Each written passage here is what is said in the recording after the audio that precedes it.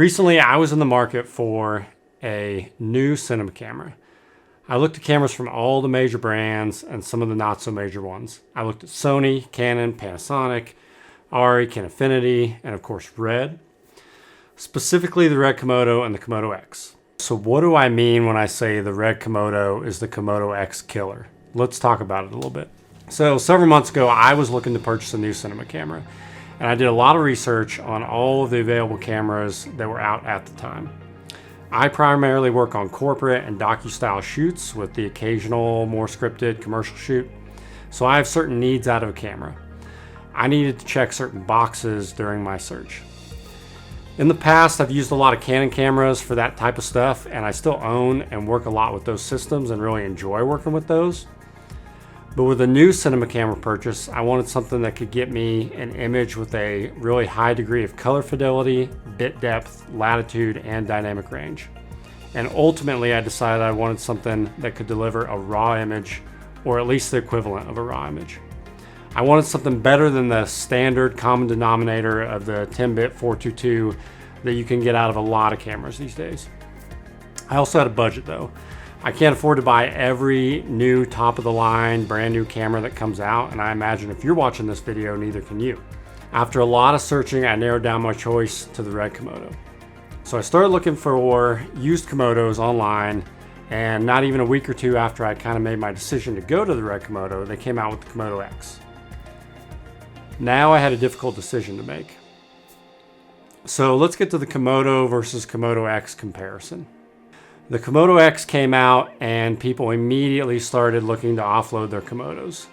If you were in the market for a Komodo, this was a great time to buy, since you could get Komodos for anywhere from $1,000 to possibly $2,000 less than what you could get one for brand new.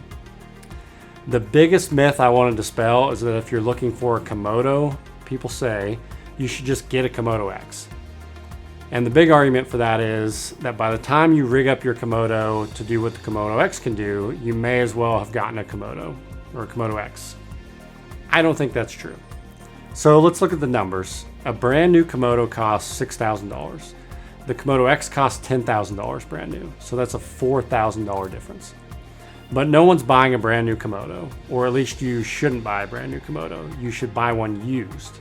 That's how I buy 95% of the gear I own, and as a business owner and professional in this space, I would advise you to do the same.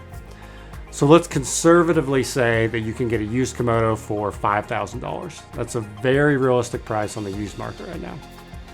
You need to make up a $5,000 difference to hit the price of a Komodo-X.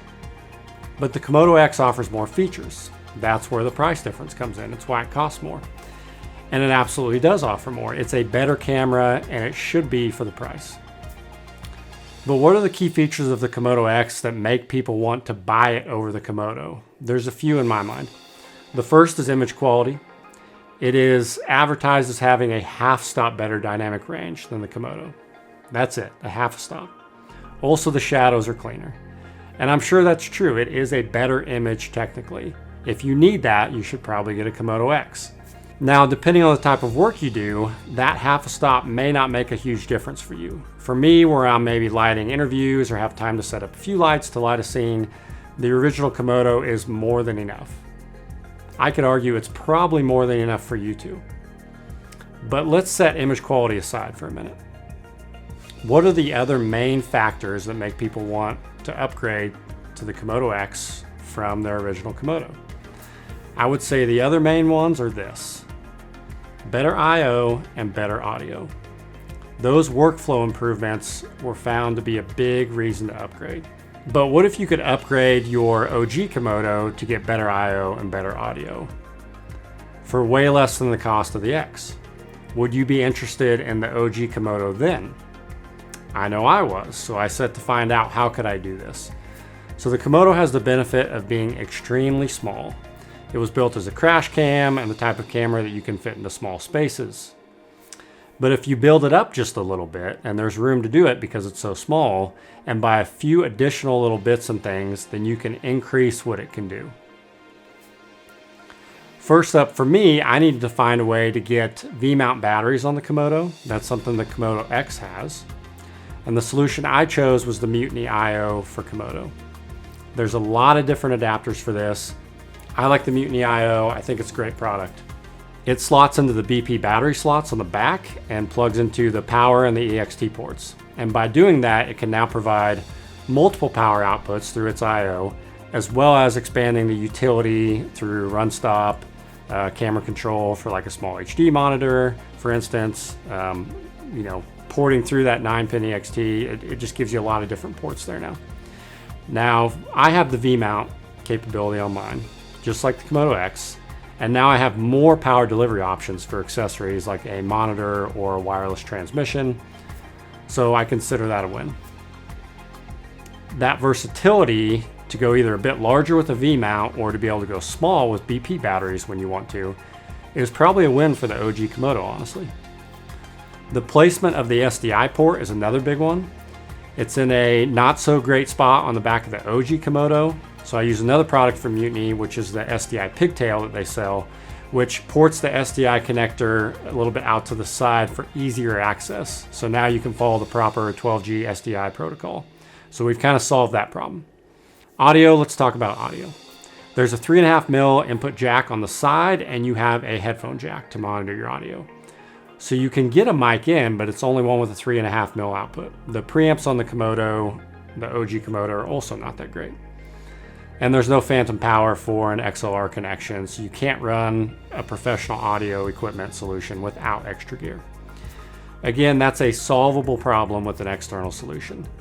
Ideally, if you can hire a sound guy who always goes with you on shoots, then you don't have to worry about a lot of that stuff. But I need to be able to run my own audio when I'm on a shoot, whether that's from a boom mic that requires phantom power or a lab mic or whatever that is. I tend to be running my own audio in those situations. So there's a lot of different solutions that you can get for your audio, for preamps, for a camera like the Komodo, or really any camera that doesn't have good preamps. What you essentially need to do is go buy a preamp and then port that into the 3.5mm jack on the Komodo. Now in my case, I bought a Tascam adapter that is actually made for a Canon camera. So I also own a Canon R5C, and this is the little adapter that goes on top of that, communicates with that, and gives you 2 XLR ports, gives you a bunch of other features on it too. I'm not gonna get deep into that adapter, but the key thing that it allows me to do is you can also run it off of batteries and use that as a preamp on the Komodo. Now I also picked that adapter because it's small enough that it'll go into a cold shoe on the side of the Komodo, and then I can just run it over to the 3.5mm input jack, and now I have 2 XLR inputs with phantom power to run stuff like my boom mic, like a lav. So something that the Komodo-X has is it does have much better preamps on the Komodo, and it gives you a port where you can get those that provides phantom power. But you still need to buy an extra accessory to access that on the Komodo-X. So for anyone who may be complaining that, yeah, these are extra pieces and things that you have to buy, they totally are, but you also have to do that on the Komodo-X. So one of the other great features of the Tascam adapter is that it runs on AA batteries, which are easily accessible. So you do have to now power an extra thing, but it's easy to power it. It doesn't run on some kind of proprietary battery or something like that. AA's are widely available. So I don't think that's as much of a hassle as it could be, right? There's certainly other adapters on the market, something like a MixPre 3 version 2, which is also relatively small, gives you more inputs, gives you 32-bit float, has more options. It's a dedicated sound recorder, but there's some trade-offs for that in terms of size, how you're gonna power it, all those types of things. So I've seen people use all other kinds of solutions to get audio into your Komodo, and some that are much better than what I'm using for this in terms of the Tascam that will give you better sound quality. But I get great sound quality out of the Tascam. I've used it for months and months now for numerous interviews, and the sound quality is always great. So again, the nice parts about this Tascam, I can run it on AA batteries. It's relatively small, so I can put it in a cold shoe on the side of the camera, so it doesn't increase the size and weight of the camera tremendously. I can get easy access to adjust the volume, you know, as we're running. If I'm running on sticks, I can get to it. If you're on the shoulder and you're trying to adjust your volume on the fly, probably not as good of a solution for that, but there's also a lot of E&G style cameras, you know, shoulder mounted cameras that don't give you that either. And the other nice part on the Tascam is the price, honestly. It's a lot cheaper than some other solutions that are out there. So, you know, when you add all of this stuff to the OG Komodo, you've kind of really started to expand the capabilities of what it can offer. Up to a level that might be on par with the Komodo-X in terms of the I/O, the sound quality, you know, not image quality. It's not going to be as good of an image like I mentioned earlier. Again, whether or not you need that is up to you. But a lot of the other complaints and things that people have, we have kind of solved some of these, and we've done it for a lower cost than what we would have to spend to get into a Komodo-X. So those are just a couple of the things and considerations that I was looking at when I got my OG Komodo and I was trying to upgrade it and do some of those things to save a little money compared to the cost of a Komodo-X. If you are also doing something like this, I would love to know how you're solving some of these problems. Leave comments down below. I'd love to check those out. And thanks for watching. We'll see you next time.